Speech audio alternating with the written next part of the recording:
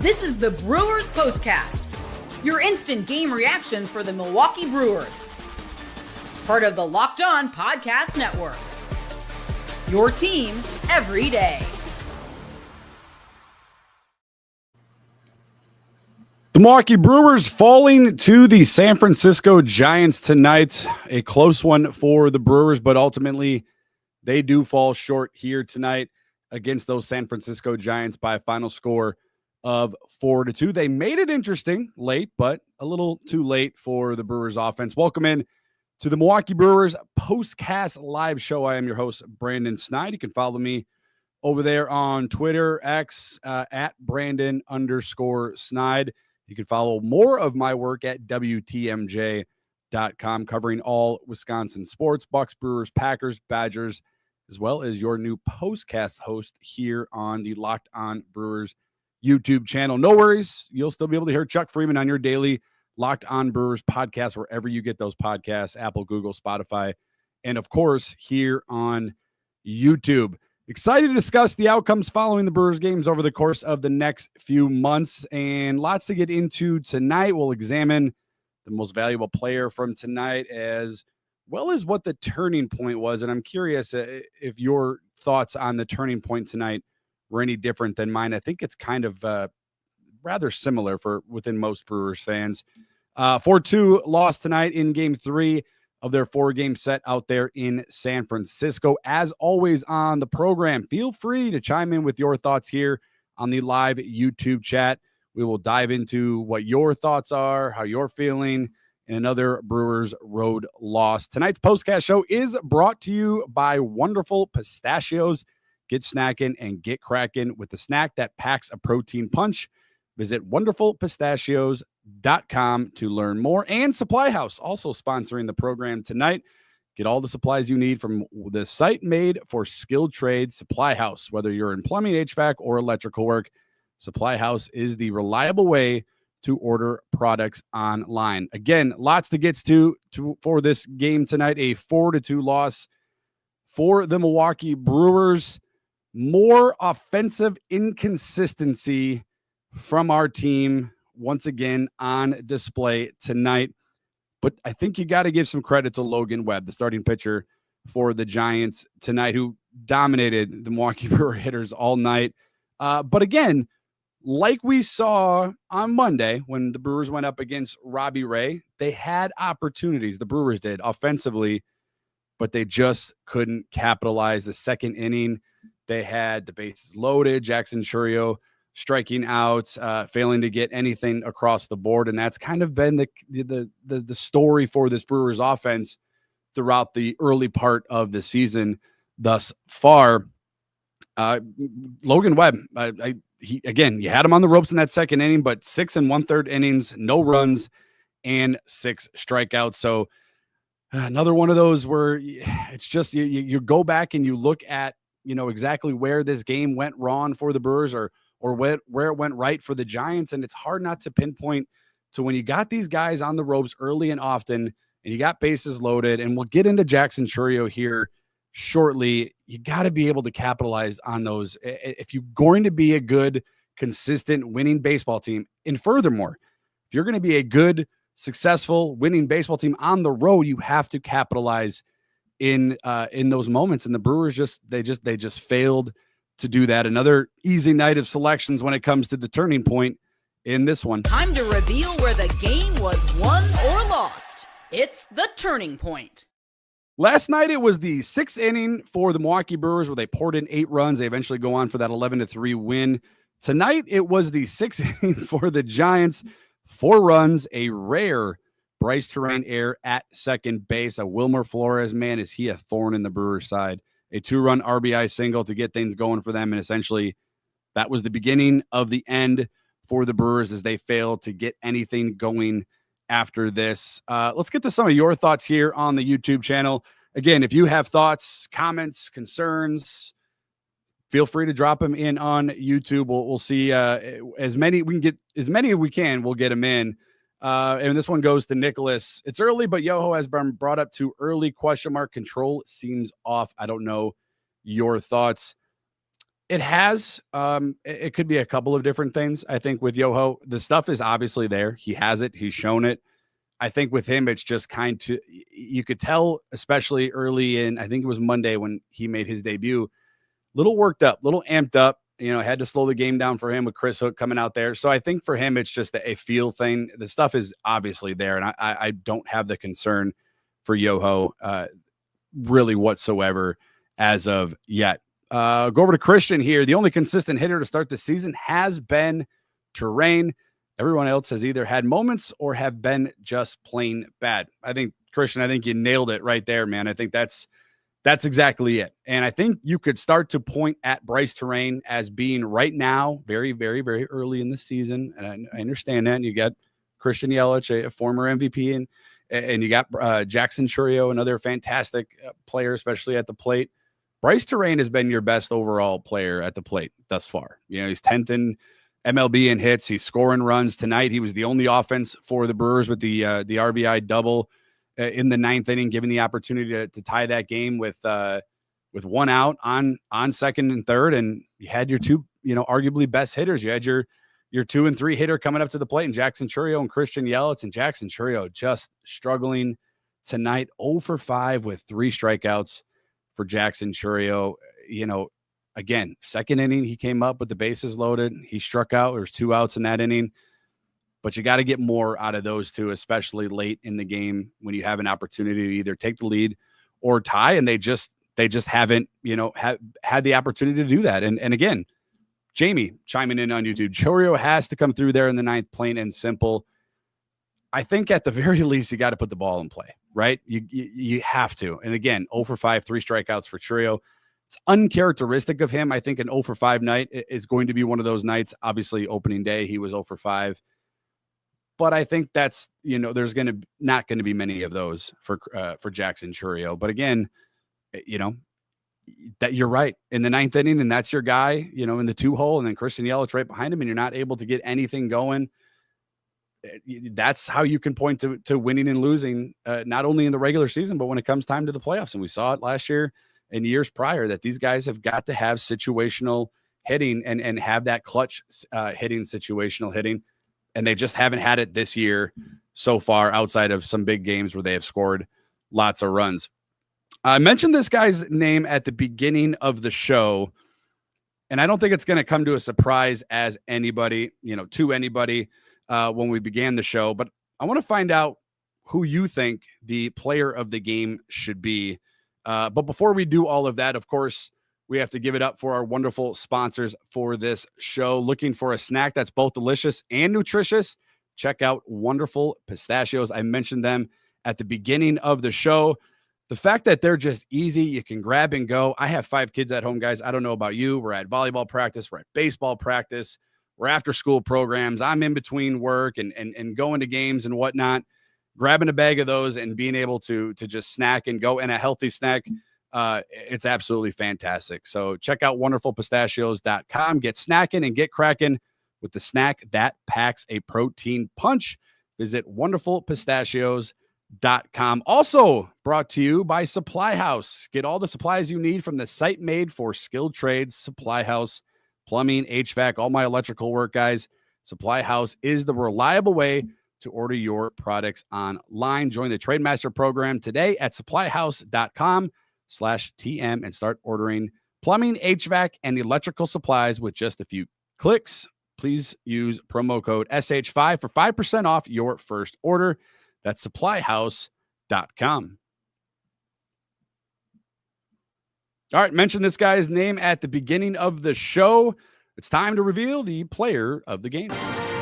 This is the Locked On Player of the Game. No surprise here from me, and I'm curious what some of you have to think about your player of the game. And there's a few different ways you can go with this. I think obviously you're not going to go to a Milwaukee Brewer, unfortunately, as the Brewers lose 4-2 to the Giants. But it's hard not to look at Wilmer Flores could be an option. Nicholas is chiming in saying Peralta is my player of the game. He did his job. Pat Murphy shouldn't have sent him back out there for the 6th. I thought that was an interesting decision, but I thought overall, I think his pitch count was low enough that I was comfortable, Nick, with getting him into the 6th inning.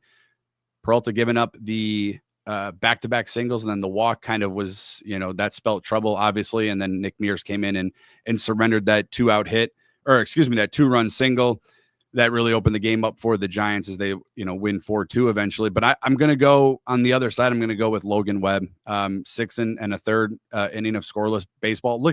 Listen, the Brewers scored 11 runs last night. Like, their offense, we thought, talking on the show last night, waking up this morning, looking at it again, it was a really good night last night at the plate for the Milwaukee Brewers, and a lot of different contributors last night as well. But tonight, that just wasn't the case, and you got to tip your cap to Logan Webb. 6 strikeouts. Again, the Brewers had a chance early in this one. They didn't strike, unfortunately, and that allowed Logan Webb to kind of settle in and eventually dominate the Brewers' bats from that second inning on. The third inning, we talked about the second inning where he allowed the bases loaded and the Brewers just unable to capitalize. In that third inning, the very next frame after the Brewers had loaded the bases, as I mentioned, he tossed just 7 pitches to get out of the third inning, all of them sweepers, and it, there was nothing. I mean, any momentum that maybe the Brewers were able to snatch a tiny bit in that second inning was evaporated very, very quickly as Logan Webb went out and dominated the Brewers 6 1/3 innings. Again, quite the answer from him tonight to shut down a Brewers offense and scored 11 runs just the night prior. Unfortunately, in a 4-2 loss against the Giants in Game 3 of 4, Logan Webb gets the nod for me for the player of the game. Now, as a Brewers fan, and we look at this with our Brewer glasses on, there's a lot of things that you may be talking about tomorrow, and rightfully so, right? The wasted chances on offense is up there. The defensive issues. I just don't know what got into this team over the last few games. Monday was really, really weird. Yesterday was really, really good. Now, it helps when you have Jose Quintana on the mound, and he's going to force a lot of ground balls, and you're going to have the opportunity to turn a lot of double plays, and that's exactly what we saw last night in that 11-3 win for the Brewers. But tonight, I don't want to say the defense was bad because they made plays, right? I thought they made plays when they needed to. I mean, look, the Giants didn't score until the 6th inning. I mean, it's not like the Brewers were sloppy on the defensive side, but the Bryce Terrain error at second base was just one of those where you kind of just, I know for me, and again, I don't want to speak for everybody, you almost had to like you watched it, rub your eyes and be like, did I just see Bryce Terrain fumble the ball at second base on a routine, 2-hopper to the opportunity to turn a double play and get out of the inning? And I think at that point, it was just 2 runs, that 2-run RBI single from Wilmer Flores that Mears gave off. When you saw Terrain kind of fumble the ball, another run scored, an errant throw, things unraveled there in the 6th inning for the Brewers, and one thing piled on to the next. And it was just unfortunate. It was just it's been a weird week for this Brewers team defensively. It's things that we're not used to seeing have happened in the course of 3 games, right? I mean, I guess outside of Tuesday night's win, 11-3 defensively for this Milwaukee Brewers team. And that's been the staple of this team. Pat Murphy has talked about it after the games on wins and losses. The way we win is a little bit different than, let's say, the Dodgers winning and then the Yankees winning, where they're going to pound you for 7, 8, 9, 10 runs. Like, the Brewers are going to have good pitching, good bullpen, and good defense. And obviously you mix in, you got to be able to hit the ball. They just haven't had enough consistency with all of those things, right? Like, outside of the A's 14-3 win or 14-1 win on Sunday, and then last night's 11-3 win, the Brewers offense is just averaged a little over 3 runs per game, going back about 2 weeks or so. So it's strange. It's been a strange start to the road trip. And again, we talked about it last night, a very random West Coast 1-team 4-day, 4-game road trip to San Francisco, where I hate going to San Francisco. I absolutely hate it. I don't know what it is about that stadium. I don't know what it is about that environment. I don't know what it is. I get as a fan, I'm very uncomfortable watching the Brewers in San Francisco, outside of course, last night. Nicholas chiming in here. It was a good game overall, exciting small ball game for both sides. The Crew just got out small balled. Yeah, yes and no. I agree. I thought it was a great game. I love a pitcher's duel personally. I think that's when baseball's at its best.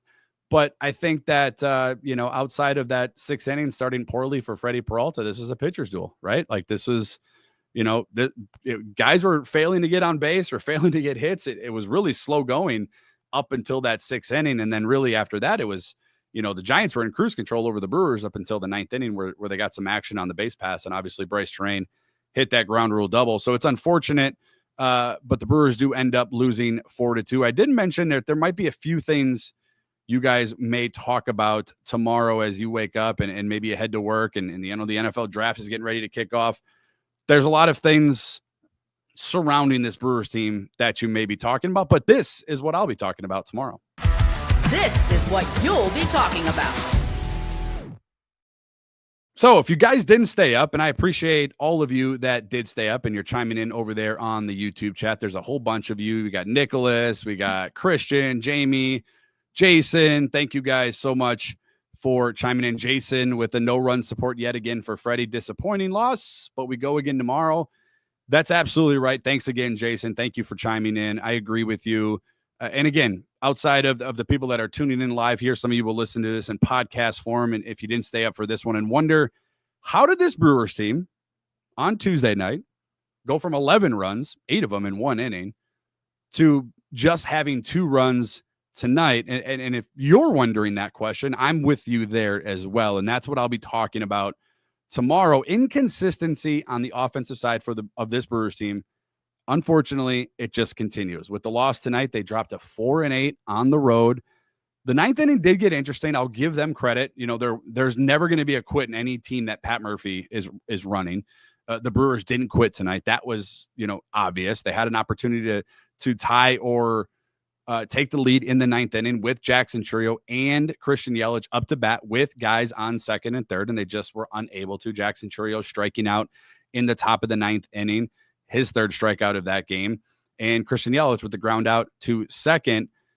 Just a little too late for the offense to get really anything going. I thought Freddie Peralta tonight was fantastic, but I'll be talking about, and I'm sure you'll be talking about, is we got to have a more consistent offense. You got to have a more consistent offense for this team, and I know it's early. It's only April 23rd.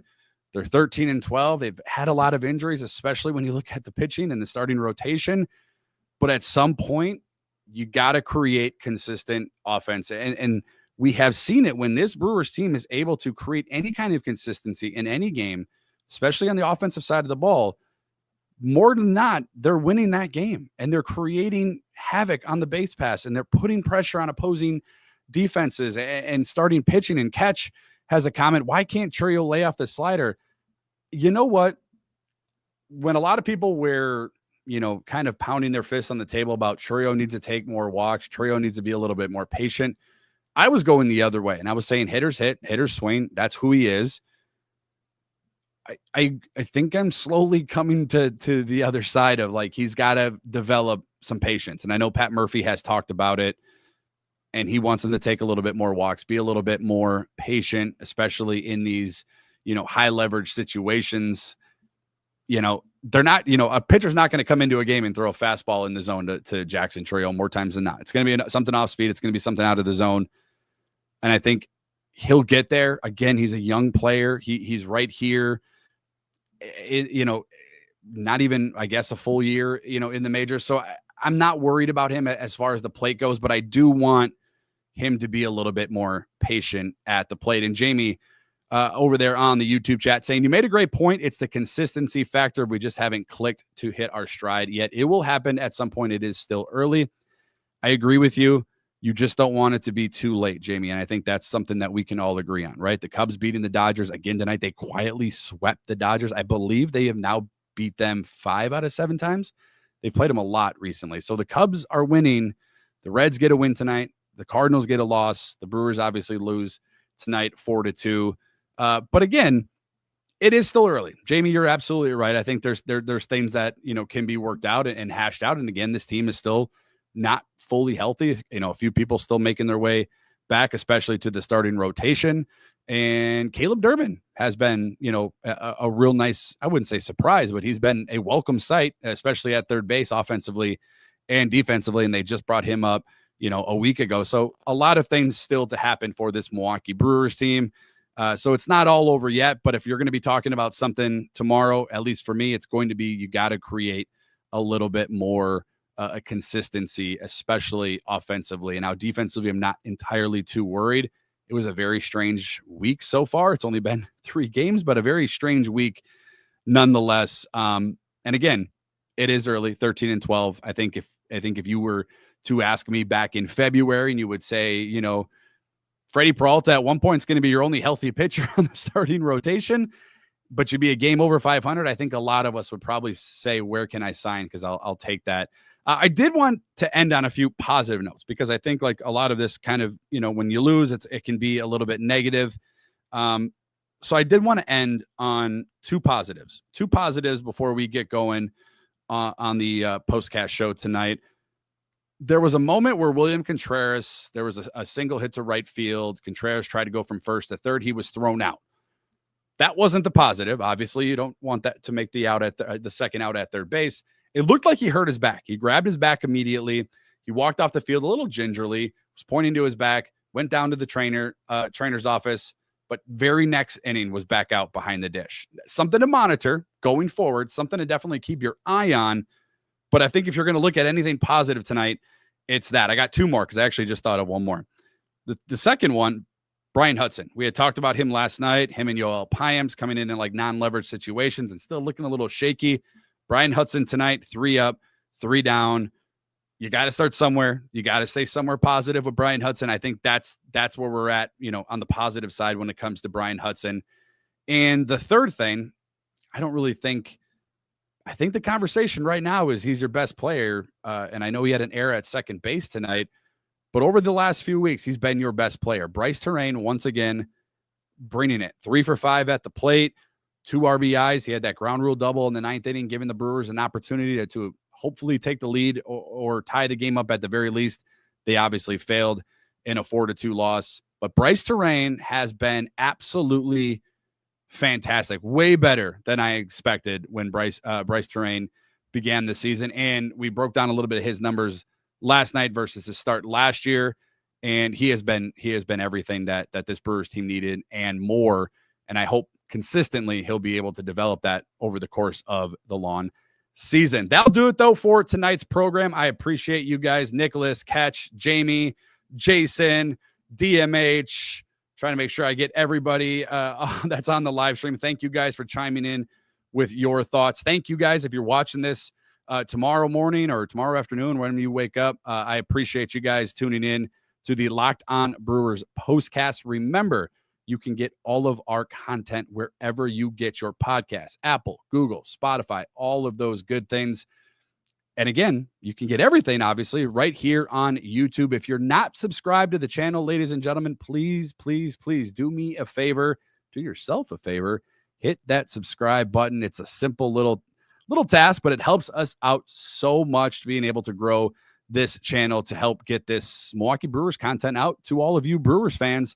And again, my name is Brandon Snide. You'll be able to tune in to Chuck for the Locked On Daily Brewers podcast dropping tomorrow morning. A show note, there will be no postcast show tomorrow. No postcast show tomorrow. I do apologize in advance. I'm actually working the Brewers game tomorrow, so unfortunately, my other job is not going to allow me to host the postcast show, but we'll be back Friday for Game 1 against the St. Louis Cardinals. And again, thank you for making Locked On Brewers your first listen each and every day. Despite the 4-2 loss, we'll be back soon enough. As always, go Brewers.